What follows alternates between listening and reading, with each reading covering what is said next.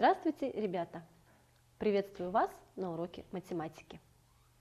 Тема урока – приемы устного умножения в пределах тысячи.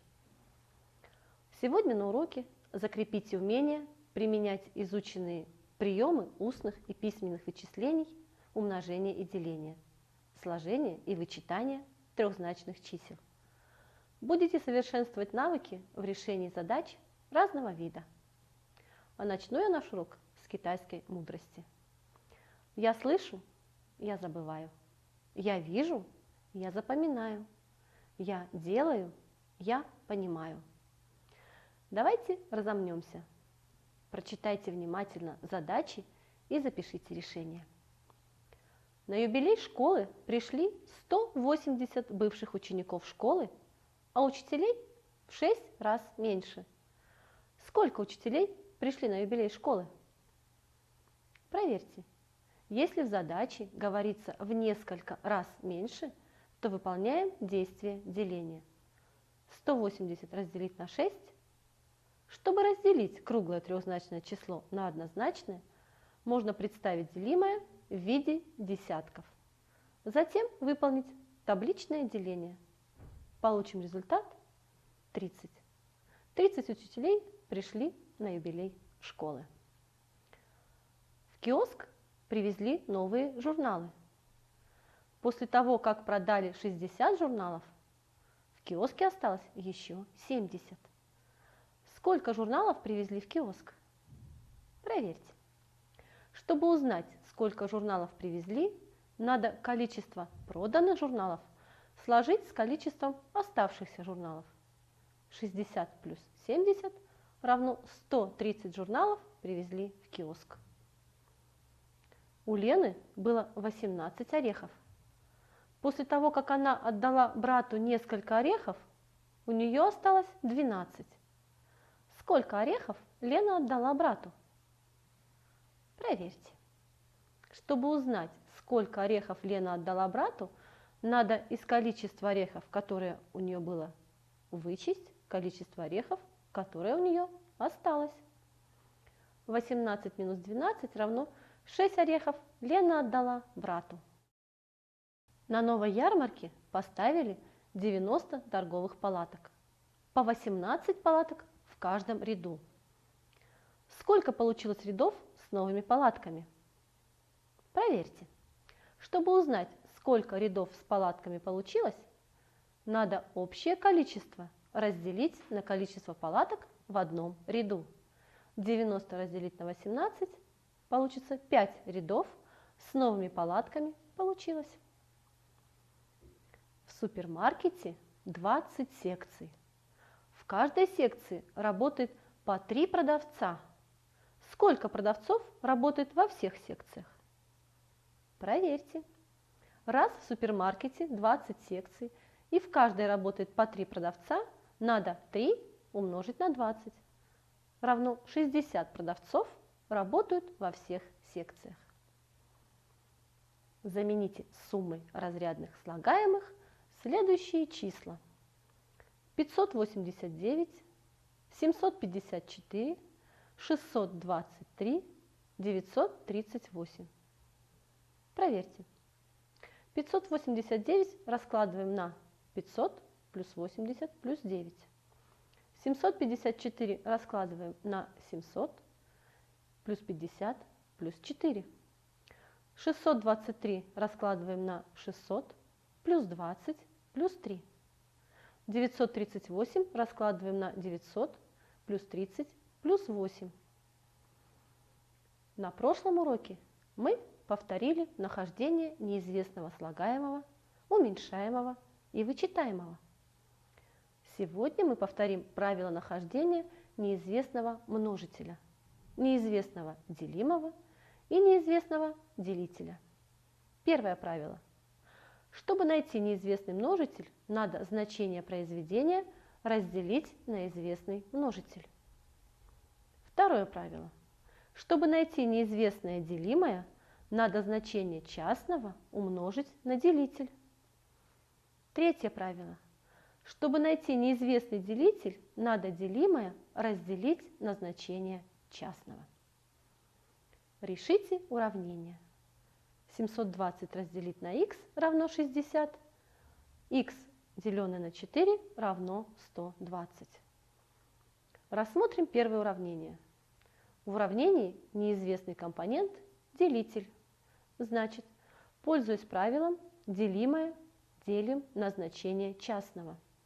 Чтобы разделить 720 на 60, надо разложить делимое на удобные слагаемые 600 и 120. Разделим 600 на 60, получим 10. И 120 разделим на 60, получим 2. Складываем результаты. Находим корень уравнения. Корень равен 12. Выполняем проверку. Подставим вместо х корень уравнения.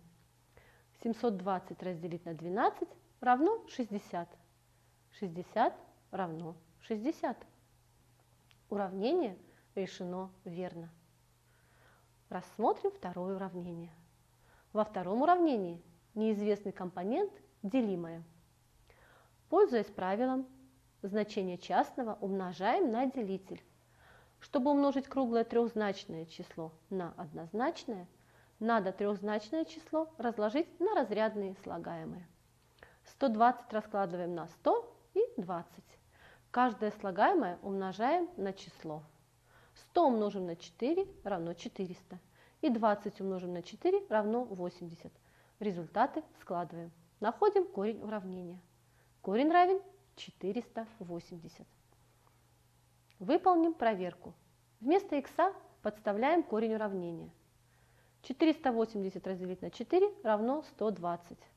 120 равно 120. Уравнение решено верно. Решите задачу двумя способами. Прочитайте условия. Ежедневно на поливку грядок расходовали утром 6 ведер воды, а вечером 9 ведер. Сколько ведер воды израсходовали на поливку грядок за неделю? Как вы думаете, это простая задача или составная? Верно, составная, так как сразу ответить на вопрос задачи мы не можем. Запишите краткую запись. Что известно в задаче? Утром расходовали 6 ведер воды, а вечером 9. Что надо узнать в задаче? Сколько ведер воды израсходовали за неделю на поливку грядок? Решим задачу первым способом. Первым действием узнаем, сколько ведер воды расходуют на поливку грядок за один день. Сложим количество ведер, которые расходуют утром, с количеством ведер, которые расходуют вечером. 6 плюс 9 равно 15. Ведер воды расходуют за один день. Вторым действием можно узнать, сколько ведер воды расходуют за неделю. Но сначала вспомните, сколько дней в неделе? Правильно, в неделе 7 дней. Значит, вторым действием 15 умножаем на 7 равно 105 ведер воды расходуют за 7 дней или за одну неделю. Решим задачу вторым способом. Во втором способе первым действием узнаем, сколько ведер воды расходуют на полив грядок в неделю по утрам. То есть 6 умножаем на 7 равно 42 ведра воды расходуют утром за 7 дней. Вторым действием узнаем, сколько ведер воды расходуют вечером за 7 дней. Для этого 9 умножаем на 7 равно 63 ведра воды расходуют вечером за 7 дней. Третьим действием узнаем, сколько всего воды расходуют на полив грядок утром и вечером за неделю. 42 плюс 63 равно 105 ведер воды расходуют за неделю.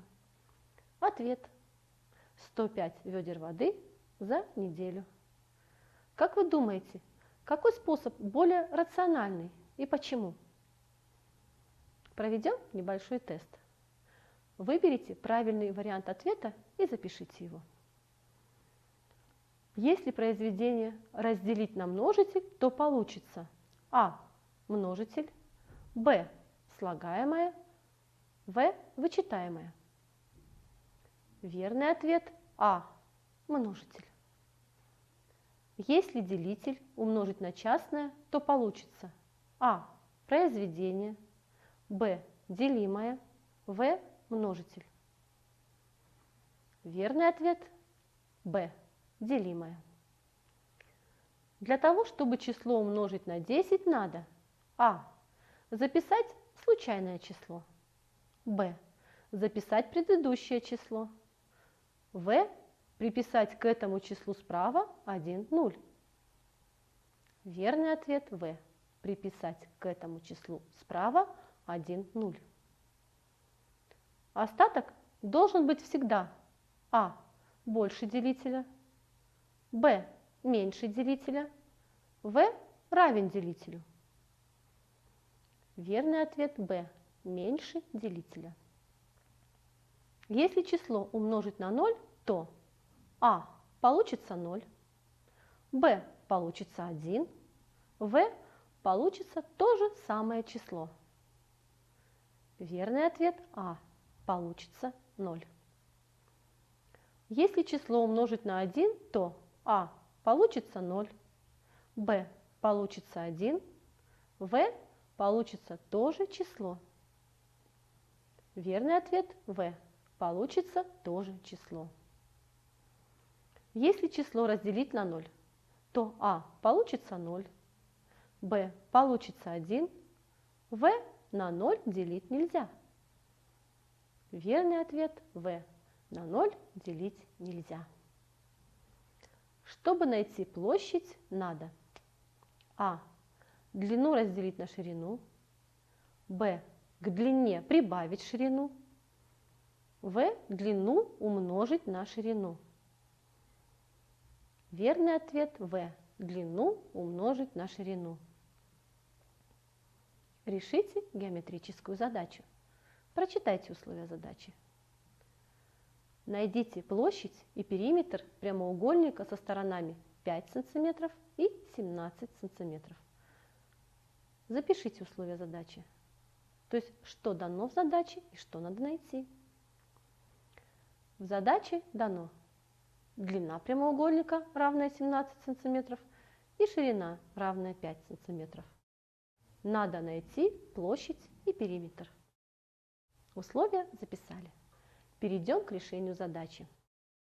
Чтобы найти периметр прямоугольника, надо записать формулы нахождения периметра. Периметр находится по формуле а плюс b умноженное на 2. Подставим формулу известные данные. Сумму чисел 17 и 5 умножаем на 2. Периметр равен 44 см. Найдем площадь прямоугольника. Запишите формулу а умноженное на b. Подставим формулу известные данные. 17 умножить на 5 равно 85 квадратных сантиметров площадь прямоугольника. Запишите ответ. Периметр равен 44 сантиметра, площадь равна 85 квадратных сантиметров. Наш урок подошел к концу. Подведем итог. Ребята, что мы повторили сегодня на уроке? Для чего надо выбирать наиболее рациональный способ решения? Какое задание на уроке понравилось вам больше всего? Я прощаюсь с вами. До свидания. До новых встреч.